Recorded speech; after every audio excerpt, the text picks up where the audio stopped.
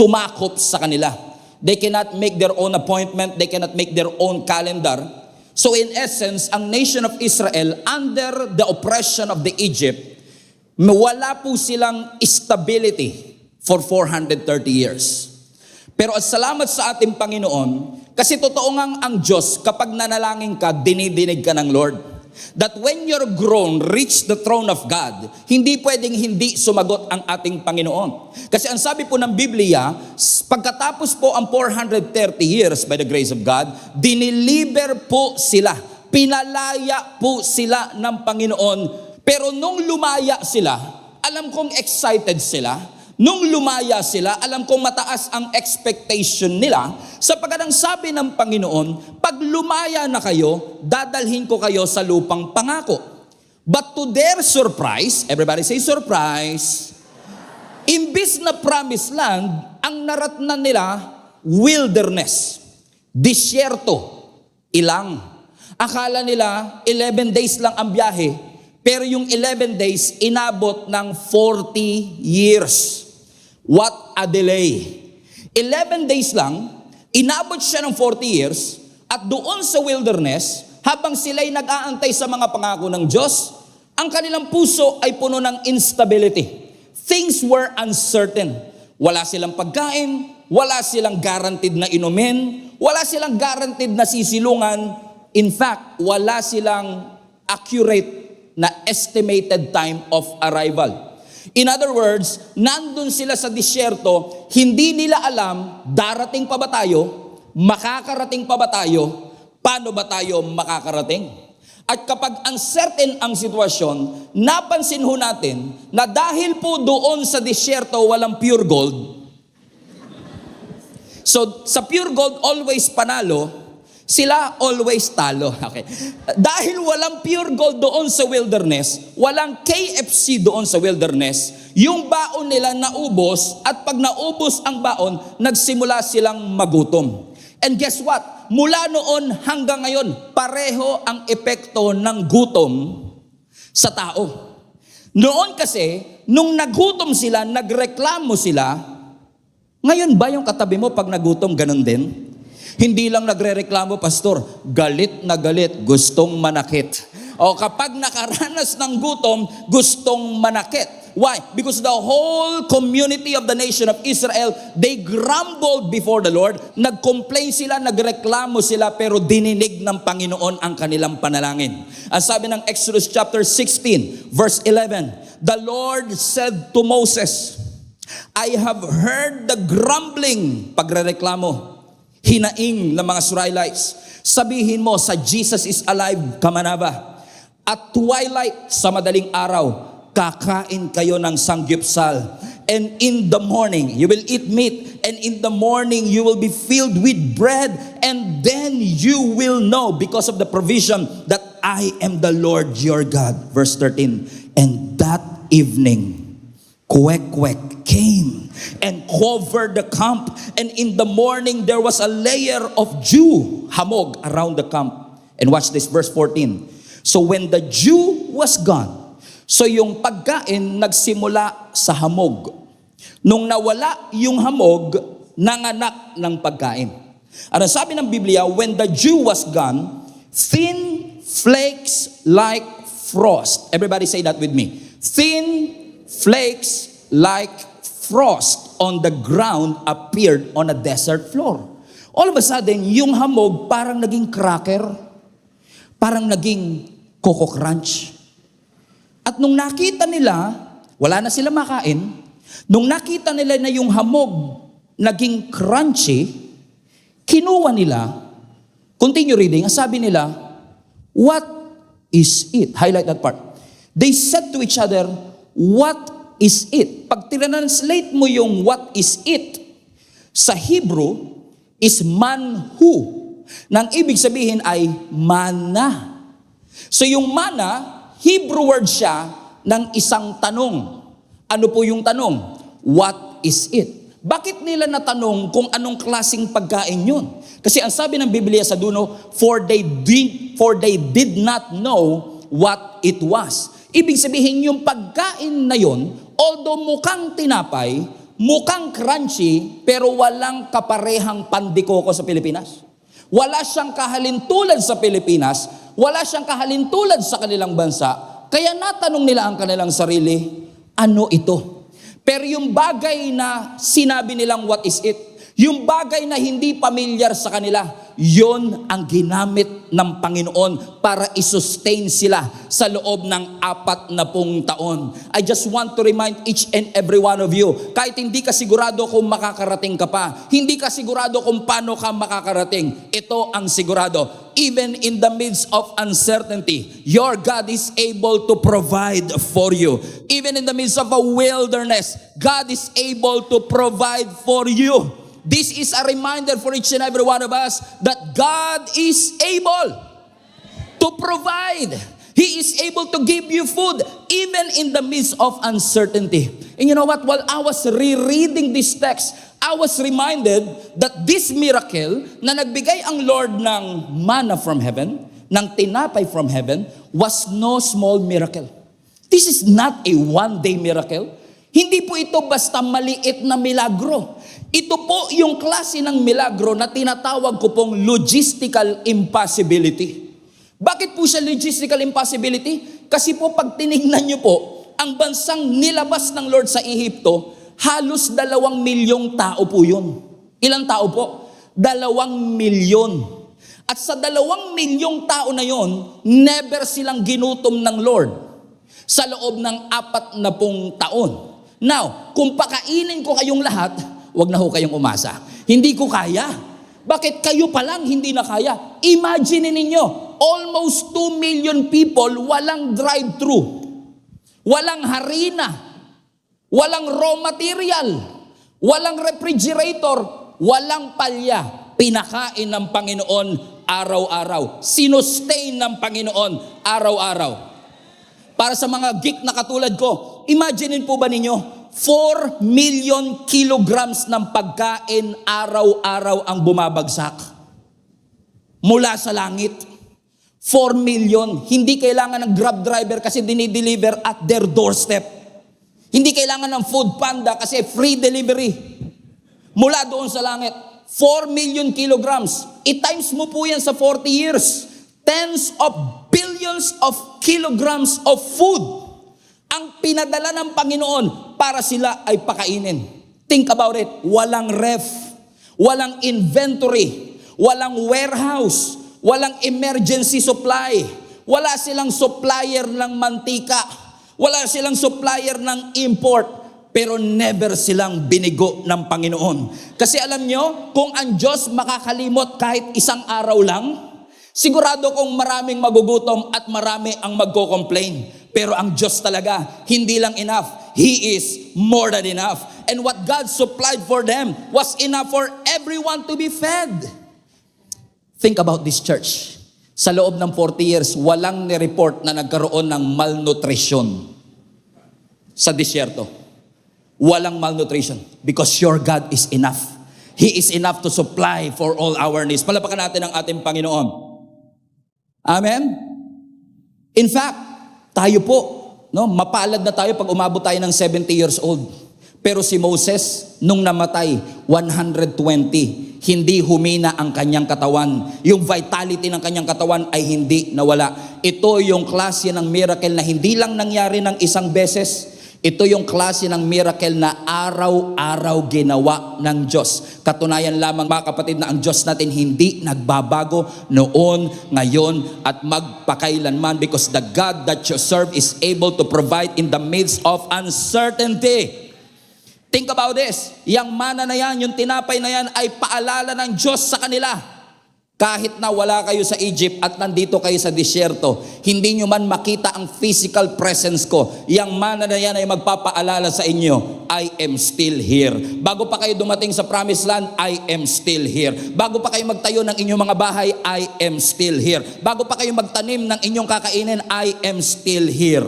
Hindi sila certain kung kailan sila makakarating, pero araw-araw silang binusog ng ating Panginoon. Come on now. Sino sa inyo makakapag-testify dito? Hindi kayo sure kung kayo'y mareregular pa sa inyong trabaho, o hindi ka sure kung meron ka pang trabaho after 6 months. Pero pinabayaan ka ba ng Panginoon? Ginutom ka ba ng Panginoon? Kinalimutan ka ba ng Panginoon? Ito po'y paalala sa atin na never tayong iniwan ng Panginoon even in the midst of uncertainty.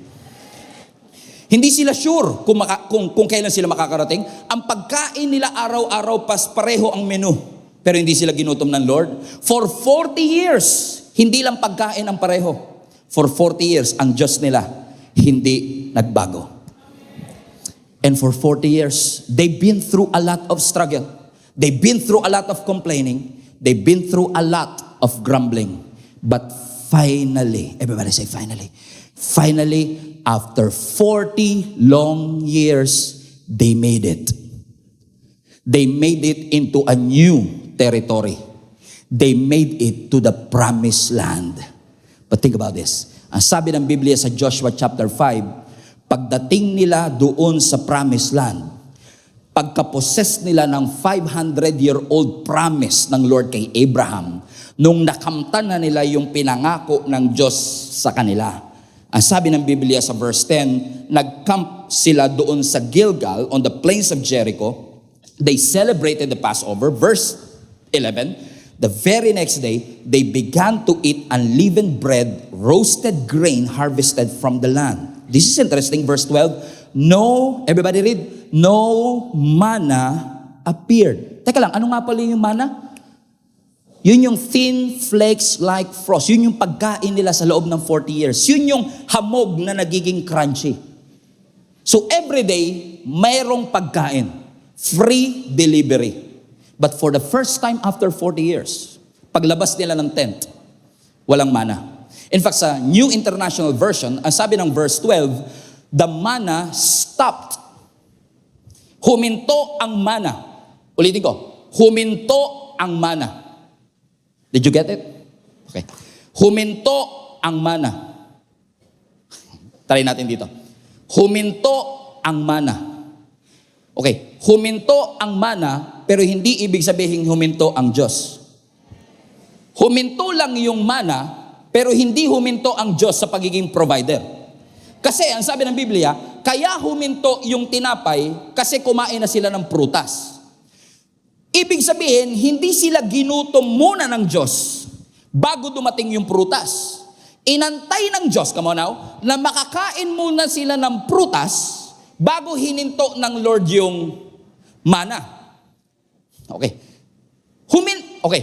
Yung mana ba blessing? Okay, ulitin ko po. Yung mana ba blessing? Yung prutas ba blessing? Parehong blessing, pero kanino nang galing? Sa parehong Diyos. So nagbago yung forma ng blessing, pero hindi nagbago ang Diyos sa pagpo-provide. Amen? Minsan tayo, na-frustrate tayo kapag yung bagay na inasahan mo, buong buhay mo, biglang hininto at inagaw ng Diyos. Na-frustrate ka na yung bagay na lagi mong ginagawa, bagay na dinependihan mong trabaho, negosyo na pinaglaanan mo ng buhay, all of a sudden, God took it away from you. And you thought that when God took it away from you, God is punishing you. But what if God eliminated that work, that business, that relationship, that method, not to punish you, but to prepare you for the new season? Kasi ang sabi ng Biblia, doon sa disyerto, mana ang kinakain nila. Pero pagdating sa promised land, upgraded sila.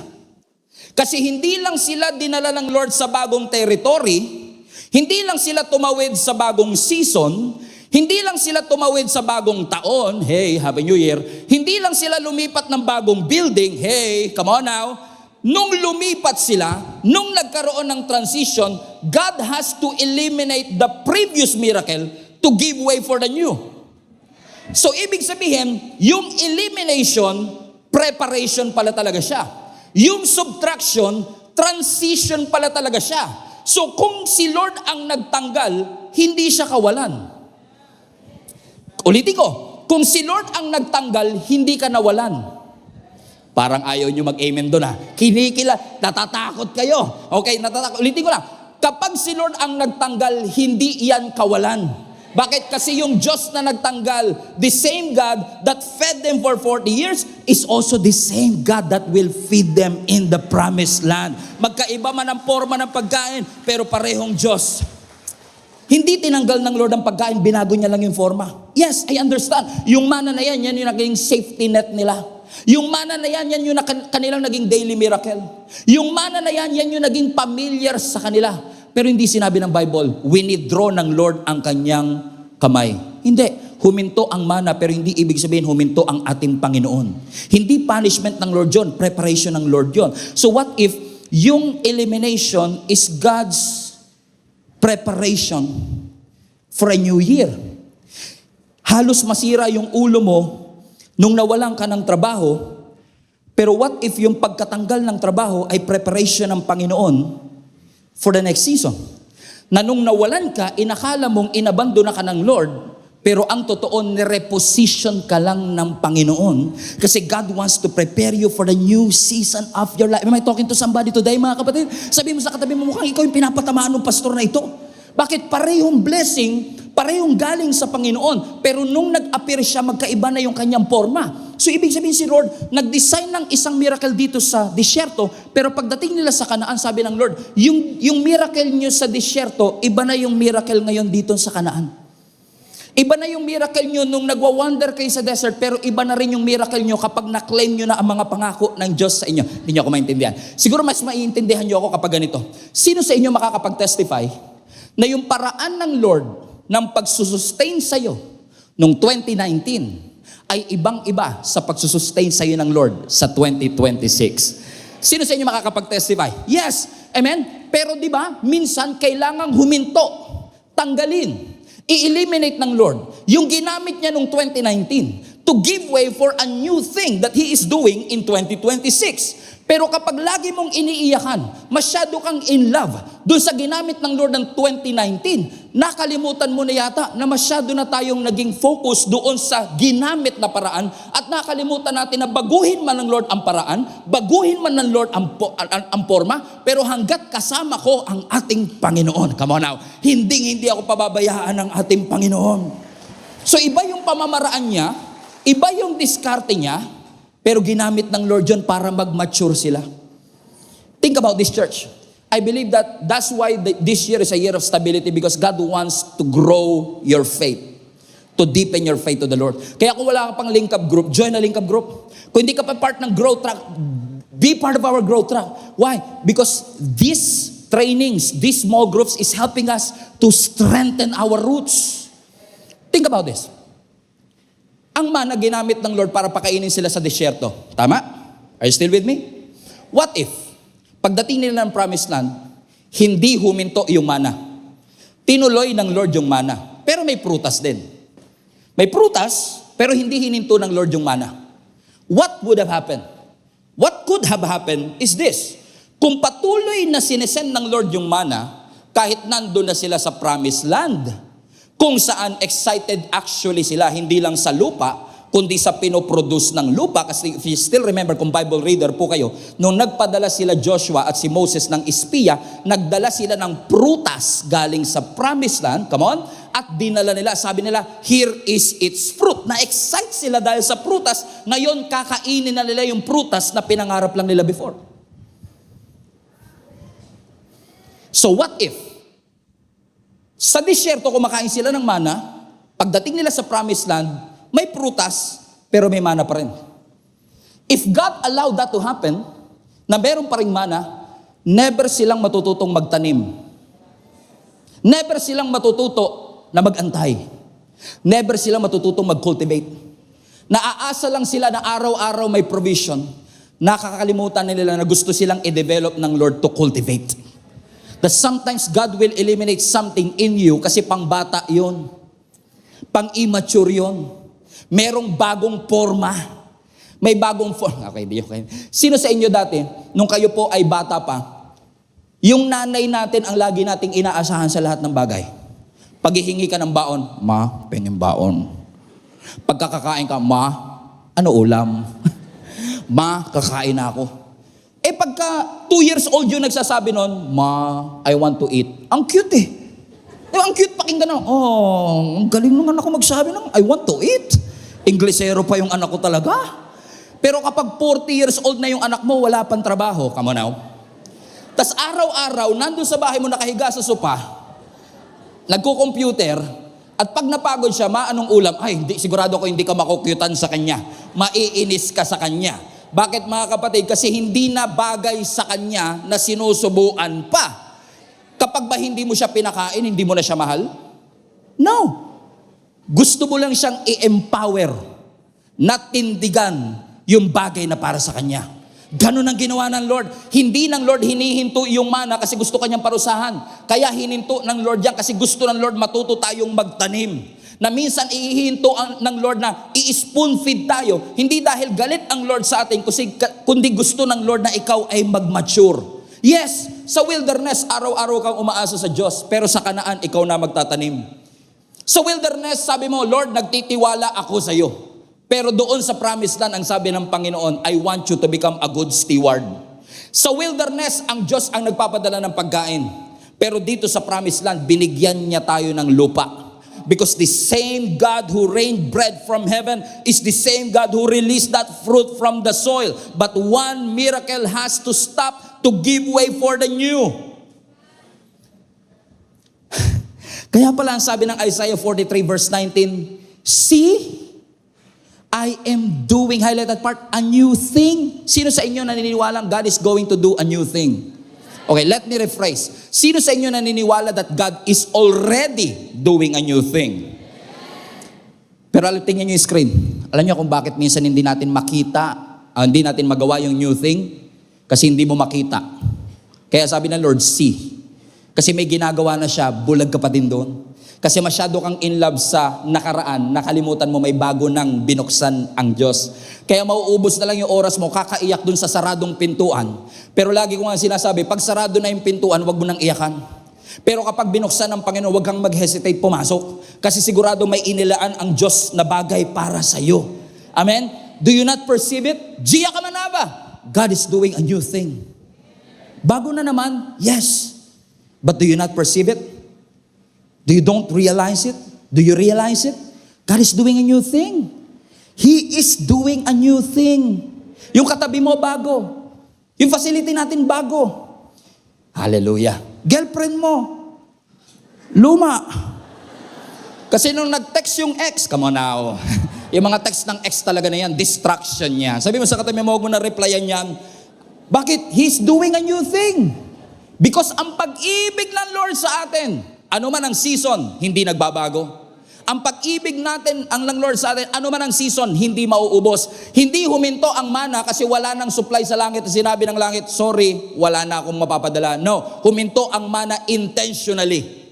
God can still provide, but He chose to withdraw it because God wants to upgrade us into a new diet. Amen? Kaya pala sabi ng Lamentations chapter 3, the steadfast love of the Lord, it never stops. But His mercy, they will come, never come to an end. Wow. Sino sa inyo naniniwala mahal kayo ng Panginoon? Pero katulad ng relationship, naniniwala ba kayo ang love natin nagmamature? Pag, alam nyo, lagi ko ito sinasabi pag nagkakasal ako. Pagka meron akong kinakasal at 3 buwan pa lang silang kasal at nakita mong sweet sila, walang nagtataka.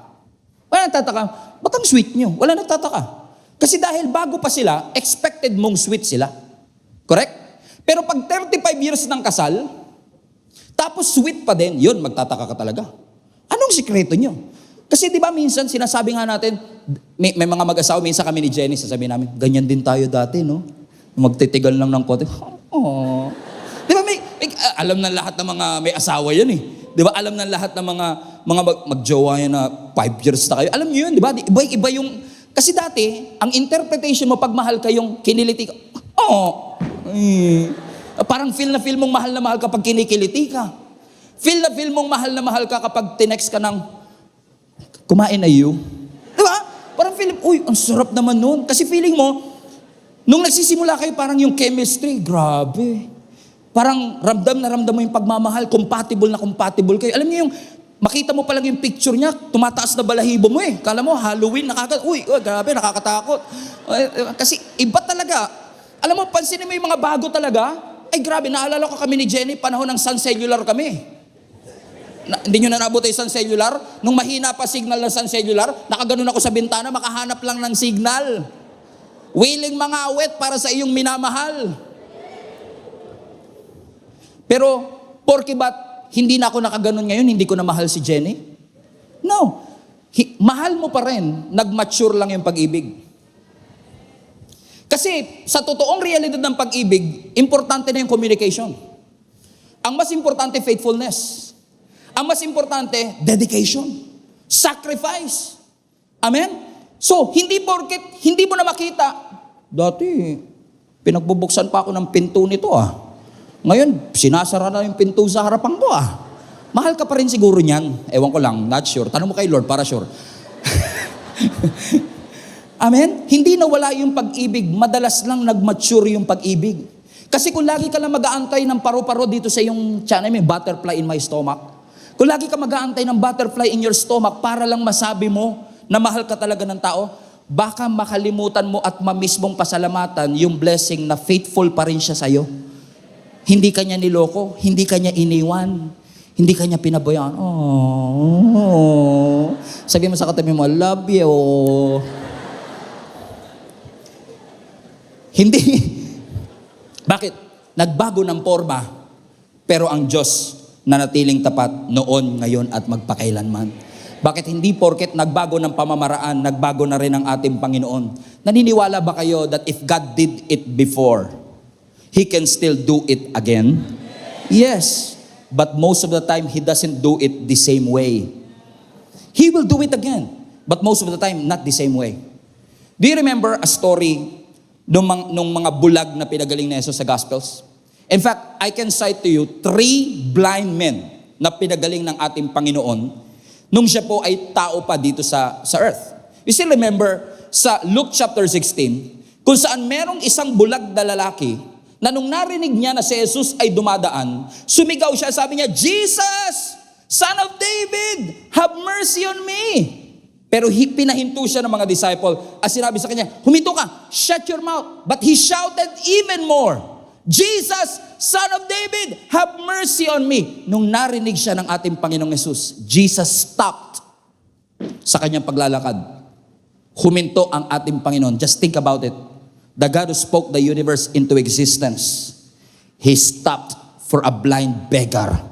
And if God can stop for a blind beggar, He can surely stop for you. Ang sabi ni Lord, what do you want for me to do to you? Anong gusto mong gawin ko sa iyo? Sabi niya, Lord, gusto ko pong makakita. Look at verse 42. Jesus said, verse 42, anak, Luke 16. Sabi ng verse 42, Jesus said, receive your sight. Receive your sight for your faith. Receive. Ano daw sinabi ni Jesus Christ? Pakisabi po, pakilakas, highlight that part. Receive. So nagsalita si Lord. At sinabi ng Lord, tanggapin mo. For your faith has healed you. What happened next? Verse 43. Immediately. Pagkasabi ng Lord, receive your sight. Immediately, he was healed. Sino sa inyo gusto yung ganyang klase ng blessing? Yung pag sinabi ng Lord, nanalangin ka, nandyan kagad ang sagot ng Panginoon. Kasi ang Diyos natin is a God of immediately. Our God is a God of suddenly. That suddenly, you got pregnant. Immediately, you have that promotion. Come on now. Amen? Sino sa inyo naniniwala? Hindi man nagawa ng ilang taon, your God is able to accelerate things and immediately you have it. That when you rely on the Word of God, when He said, receive your sight, immediately, everybody say immediately, he was healed. Pero may kilala rin ako na isang bulag sa John chapter 9 naman, hindi immediately nangyari sa kanya. Kasi itong bulag na ito, lumapit din kay Jesus Christ, humihingi din ng kagalingan, but for some strange, slightly yucky reason, ang sabi ng Biblia, sa John chapter 9 verse 6, Nung humihingi ng kagalingan yung contestant number 2, pangalawa na ito Ang sabi ng Bible, after saying this, highlight this part, Jesus spit on the ground, made some mud. Everybody say, ew. With the saliva, saliva ng creator of the universe, okay na rin. And put it on man's eye. Teka lang, yung isang bulag, walang putik. Walang dura. Pwede bang gawin uli ni Jesus yon? Receive your sight. Pwede naman Ba't may putik pa? Bakit kailangan pang putikan? Ba't kailangan pang magkaroon ng saliva? Kasi yung una, it is a miracle of declaration. Dineclare lang, gumaling na kagad. Pero dito sa pangalawa, may proseso ang miracle. May mga miracle na biglaan. Pero may mga miracle na may proseso. Okay. Humingi ka ng trabaho, humingi ka sa Lord, gusto ko ng extra income, binigyan ka ng trabaho. Pero pag di mo pinasukan yung trabaho, walang extra income. So you have to work hard. Okay. Sino sa inyo naniniwala, God is able to provide? I've seen that happen in my life. Amen? Na minsan hindi ko pinagtrabahuan, ibinigay ng Diyos sa akin. Immediately I receive it. Pero may mga pagkakataon din naman na yung blessing kailangan mong iproseso. So, magkaiba ng paraan, pero parehong Diyos ang gumalaw. Nagbago ba ang Diyos? Hindi, nagbago lang siya ng technique. Kung ikaw ay addict sa method, addict sa nakasanayan, addict sa mana, nung si Lord gumagawa ng putik, sabi mo, Lord, wait, Lord. Nararamdaman ko may putik ka sa kamay mo. Kasi hindi siya makakita I just realized. Nabalitaan ko yung isang milagro mo sa kapwa ko bulag. Nagsalita ka lang dun. Walang involved na dura, Lord. But ito may dura ngayon. Pwede niyo ba sabihin yon? Yes. Pwede niya sabihin kasi ginawa na ng Lord before. If God did it before, He can do it again. But not the same way always. And then may kilala ko, isa pang bulag. Iba na naman to. Pero may kasama rin putik. Ito naman makikita natin sa Mark chapter 8. Ito po yung bulag dun sa Bethsaida na lumapit din sa ating Panginoong Yesus. Pero ang sabi ng Lord sa verse 23, He took the blind man by the hand and led him outside the village. Everybody read now. Highlight this part. When he had spit on man's eyes. If you are listening, yung pangalawa, dumura din si Jesus. Pero hindi sa mata. Saan? Sa ground. Gumawa ng putik, nilagay sa mata. Nung etong contestant number 3 na, nararamdaman niya ng merong paparating.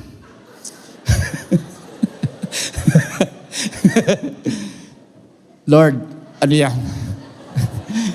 Naalala ko dun sa nakaraan dun po yun sa baba Hindi po sa taas. May involved na saliva, gross, pero teka lang, it was directly sa kanyang mata. Tignan nyo, sumunod. And put his hands on him. Wala yan dun sa nakaraan. And Jesus asked, do you see anything? Wala. And look at what happened. Verse 24. He looked up and he said, everybody read now, I see people and they look like trees walking around. So nakakita siya pero malabo. So ano ginawa ni Lord? Verse 25. Highlight this part. Once more, Jesus put his hands on the man's eyes. Then his eyes were opened and his sight was restored and he saw everything clearly. Doon sa pangalawang contestant, nung nilagay yung putik, gumaling agad. Dito sa pangatlo, nung nilagay yung dura, may nakikita ka na, labo, Lord. Pero nakakakita po ako ng mga tao parang puno. Tinakpan uli ni Lord, nakakakita ka na, yes Lord, nakakakita na ako. So papansin nyo, yung isa instant, yung isa may proseso, yung isa progressive. Iba-iba yung method, pero pare-parehong Diyos. Paano kung in love ka sa method? In love ka sa sabi mo, Lord, nakita ko yung ginawa mo sa co-office mate ko. gusto ko gawin mo rin yun sa akin. Mamimiss mo ang Diyos kapag nakatali ka sa miracle na ginawa ng Diyos sa ibang tao. Kasi may unique na blessing, may unique na pamamaraan, may unique na method ang Panginoon sa bawat isa sa atin. God is able to heal instantly, but God is also able to heal progressively. Hindi lahat ng miracle biglaan, hindi lahat ng miracle pare-pareho. Because kung si Jesus, pinapagaling niya ang lahat ng tao sa pare-parehong pamamaraan, baka ang sinasamba na natin yung pamamaraan at hindi na yung Diyos na nagpapagaling.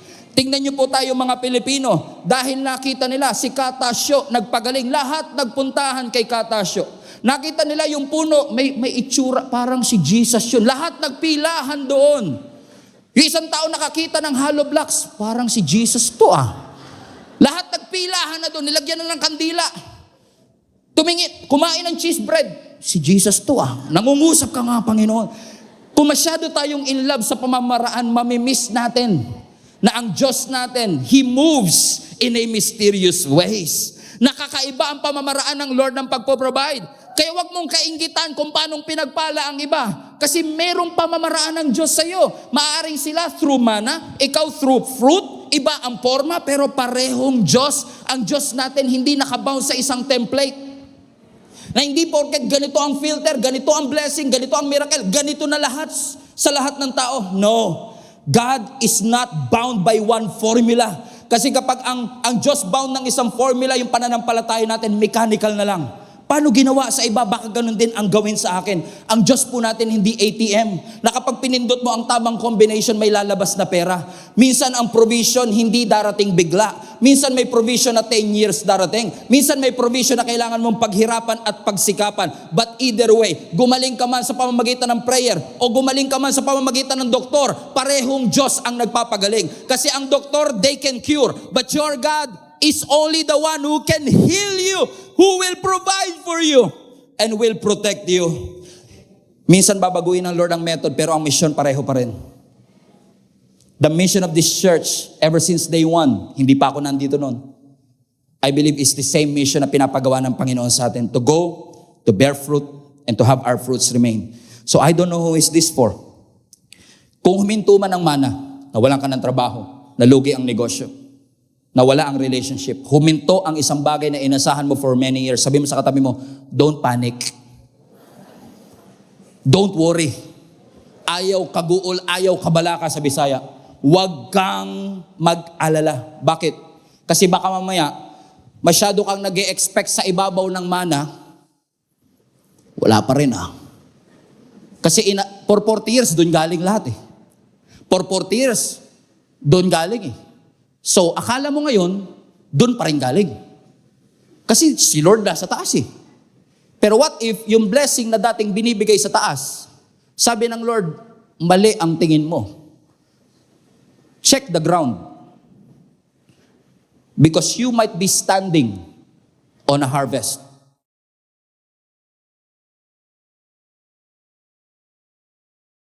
Ang mana galing doon. Ang prutas galing dito. Pero parehong Diyos ang nag-provide. So I want to encourage our global family. Check the ground.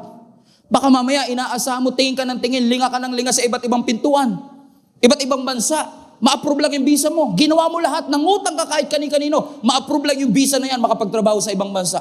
Kasi inaasahan mo, dito galing sa ibang bansa ang promotion. Dito galing sa ibang bansa ang financial breakthrough. Pero sabi ng Lord, kakatingin mo dyan, mapapahama ka. Tapos na si Lord dyan. Check your ground. Baka sa trabaho mo, doon ka pagpapalain ni Lord. Baka dyan sa business mo ngayon, yan ang gagamitin ng Lord. Baka yung relationships in your life ang gagamitin ng Lord to bring you closer to Him. Eh kung lagi ka naghahanap ng iba, wala bang iba? Makakalimutan nating ipagpasalamat yung mga bagay na nando na pala tinutungtungan na natin. And I'm saying this to you not just prophetically, realistically. Because I am literally standing on a harvest. Harvest na hindi lang ako ang nanalangin. Harvest na hindi lang ako ang nag-sacrifice. Harvest na hindi lang ako ang nag-alay ng buhay. Napakarami pong tao ang nag-alay ng buhay, ng dugo, ng iyak, ng tulog para po mangyari ang nangyari po sa atin ngayon. But thanks be to God, parehong Diyos na nandoon, hindi man nila iyon nakita ngayon, Pero gusto kong ipaalala sa inyo that all of us are harvest that the previous Christians, leaders, and volunteers have been praying for.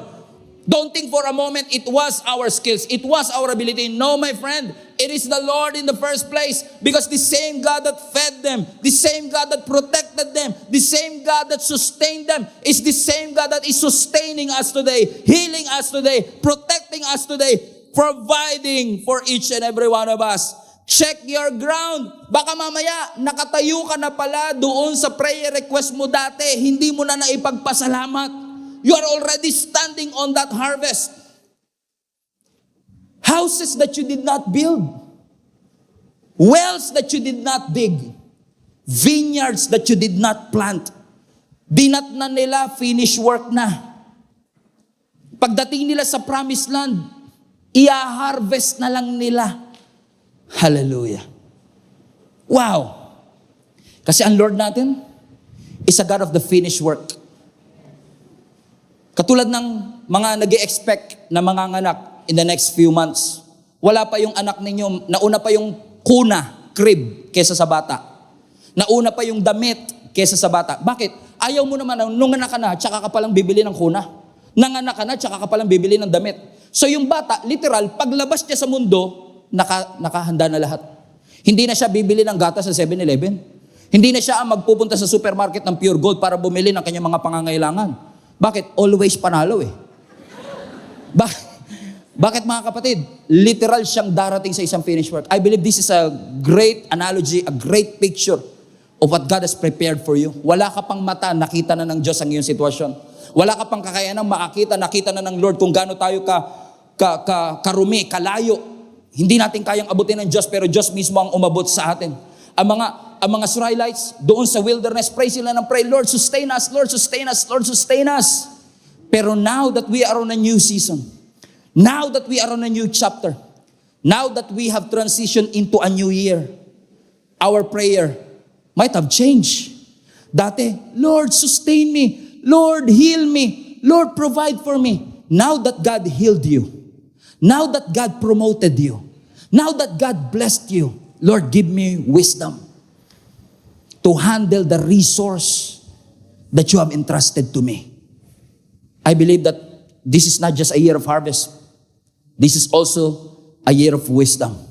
Kasi ang sabi nga ng Proverbs, wisdom is the principal thing. You need it, we need it. So that when we face this 2026, a year of stability, stability will only happen if we are able to hold on to Him who kept us alive. Kung nakakapit ka sa mana for so many years, sabi ng Lord, wag niyong kapitan yung mana na yan. Yes, binuhay kayo niyan sa 40 years, pero hindi kayo magiging bansa kung yan lagi ang kinakain ninyo. You need to learn how to build, you need to learn how to farm, you need to learn how to plant. Because marami sa kanila walang background sa agriculture. This was new to them. But this new thing is the thing that God promised to Abraham 500 years ago. And they were literally standing on a harvest and they don't know it yet. That's why I want to encourage you, church. Open your eyes. God is doing a new thing. Don't just look up, look down. Check your ground. The harvest is literally under our feet. We just have to treasure it. Give me an eyes, Lord, para makita ko yung mga blessing na nilagay mo na.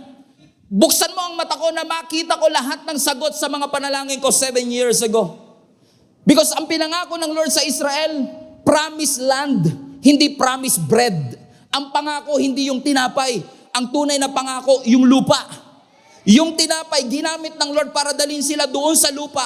Pero ang tunay na promise, hindi yung tinapay. Ang tunay na promise, yung lupa. Bakit? Yung tinapay na yan aamagin. Yung tinapay na yan napapanis. Makakasurvive ka for a day or two, but it cannot sustain you. Pero ang prutas, itanim mo, tutubo, magbubunga ng marami pang buto na pwede mong itanim. Yung tinapay aamagin, yung prutas pwedeng maging gubat, pwedeng maging garden. Sabi ng Lord, huwag ka mag-focus sa temporary. It can be lost. It can be stolen from you. But when you focus on eternal things. Nandun ang pangako ng Panginoon. And I remember, Jesus Christ, in John chapter 6, they have a problem. They had the problem. Nasa wilderness sila, nagtuturo si Jesus Christ mula umaga hanggang hapon. Nagutom ang tao. When they started to get hungry, ang sabi ng mga disciples, pauwiin na po natin sila, Lord. Wala tayong ipapakain dyan sa 15,000 na tao na yan. Ano ang sabi ni Jesus Christ? Huwag nyo silang pauwiin. Pakainin nyo sila, ha? Lord, paano namin sila papakainin? Nakakita sila ng bata na merong baon na 5 tinapay at 2 ligo sardines. Kinuha nila, in essence, nilagay sa kamay ni Jesus, tinaas, ipinagpasalamat, minultiply ng ating Panginoon. And they were able to feed 15,000 people. But you know what the real miracle is? Not just that. What happened after that? Because what happened after that is that dahil gumawa si Jesus ng malaking milagro, gusto nilang gawing hari si Jesus right there and then. But Jesus withdrew himself. It's not yet time. Winidrew ni Jesus ang kanyang sarili. Sumakay sila ng bangka kasama ang mga disciples, kasama yung 12 basket na sobra doon sa miracle. Pagdating nila doon sa Sea of Galilee, naka-encounter sila ng bagyo. To cut the long story short, nakatawid sila sa bagong island. Bagong season. Bagong taon. Bagong building. And guess what happened? Yung mga gustong gawin si Jesus na hari doon sa kabilang isla, naglakad at tumakbo. Naunahan pa si Jesus. Nandun na. Nag-aabang sa kabilang isla. Pero they are not waiting for Jesus. They are waiting for His miracle. Kasi ang sabi ng Biblia, Lord, gumawa ka pa po uli ng milagro. They were not looking for a relationship. They were looking for a miracle. And Jesus said, hold on a second. Hold on a second. You don't get it. I am that bread. I am the bread of life. What Jesus was trying to say, yung tinapay na yon na kinain nyo, lalabas yan mamaya sa likod nyo. Pero ito, na bread of life, ito ang pang-eternal. So kung nakafocus ka, miracle, miracle, miracle, makakalimutan mo si Jesus na bread of life. Makakalimutan mo na ang Diyos ang nag-provide ng iyong pangangailangan. Church, I want you to wake up and realize this is never about the building, never about the blessing, never about the brand new year. It's all about His presence. It's all about your God. It's all about the Lord.